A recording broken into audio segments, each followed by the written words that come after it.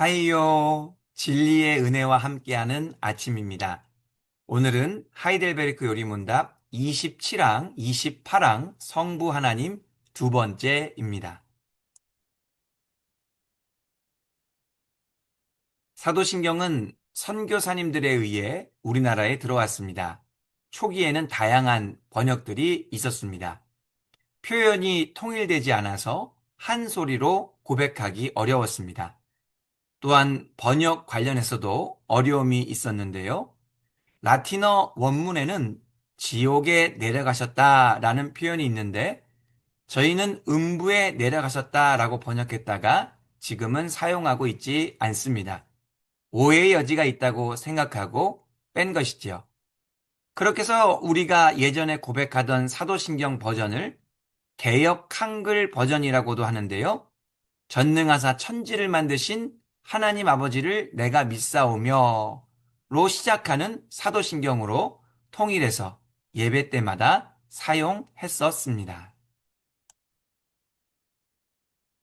그러다가 이 사도신경의 옛날 표현이 현대어에 맞게 수정될 필요가 제기되고 또한 신학적 오해를 줄이기 위해 사도신경을 다시 번역하게 됩니다. 지금 저희가 사용하고 있는 사도신경을 말하는 것입니다. 특별히 다시 번역하면서 원문에 더 충실하게 직역을 하게 됩니다. 라틴어 원문에서 첫 번째 단어가 크레도라고 말씀드렸는데요. 그 뜻은 나는 믿습니다입니다. 그래서 새롭게 번역된 사도신경은 전능하사로 시작하는 것이 아니라 나는이라고 시작하게 된 것입니다. 이런 부분을 염두에 두시면서 요리문답으로 넘어가도록 하겠습니다. 27번 문입니다. 하나님의 섭리란 무슨 뜻입니까? 27번 답입니다. 섭리란 어디에나 있는 하나님의 전능하신 능력인데 그는 이를 통하여 마치 그의 손으로 붙잡으시듯이 하늘과 땅과 모든 피조물들을 지탱시키시고 식물들과 풀들, 비와 가뭄, 풍작과 흉작, 먹을 것과 마실 것,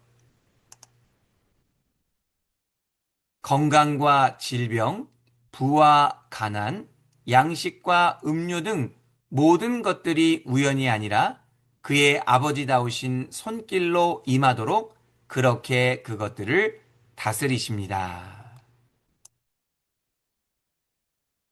섭리는 하나님의 전능하신 능력입니다. 창조하신 모든 것들을 보존하시고 다스리시는 하나님의 역사이죠. 이것이 의미하는 바가 무엇입니까? 창조주 하나님께서는 이 세상에 대하여 방관자가 아니라는 것입니다. 창조만 해놓고 피조물들에게 무관심하시는 그런 분이 아니라는 것이죠.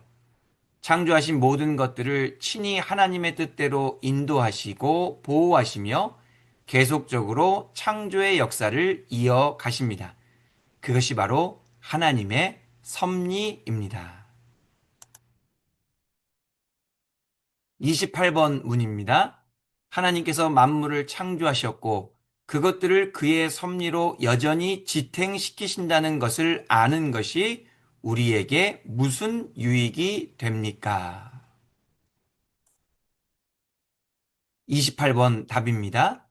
역경 중에서 인내하고 순경 중에 감사하며 장래일에 대해서도 우리의 신실하신 하나님을 든든히 신뢰하며 그 어떤 피조물이라도 우리를 하나님의 사랑에서 끊을 수 없으리라는 것을 확신하게 되는 유익이 있습니다. 이는 모든 피조물들이 완전히 그의 손에 달려 있어서 그의 뜻이 없이는 아무것도 움직일 수 없기 때문입니다. 교리 공부 중에 가장 중요한 부분이 있습니다. 그것은 그 교리가 도대체 나에게 어떤 유익이 있느냐는 것입니다. 이 부분을 정확하게 짚고 넘어가지 않으면 교리는 단순히 지식에만 머무르게 됩니다. 지식만 쌓이게 되면 지식은 우리를 어떻게 만듭니까? 교만하게 만듭니다.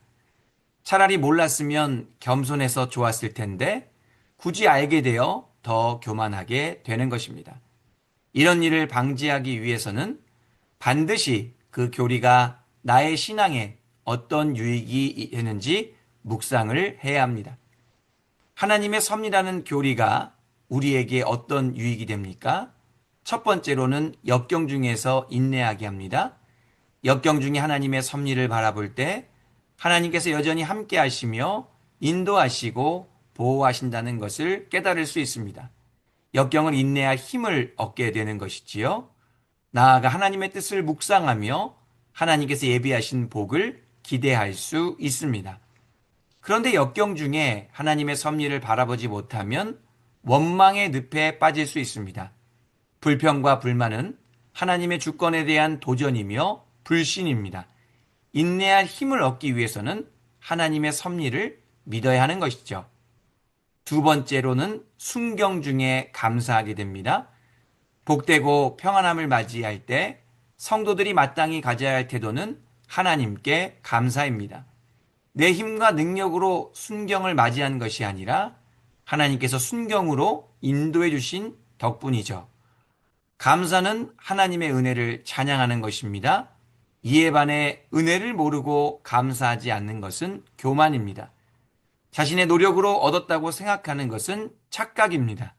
하나님의 섭리를 믿는다면 삶의 모든 순간에 하나님께 감사를 드려야 합니다. 마지막으로 장래일에 대한 하나님 신뢰입니다. 사람이 제일 걱정하고 근심하는 것은 미래입니다.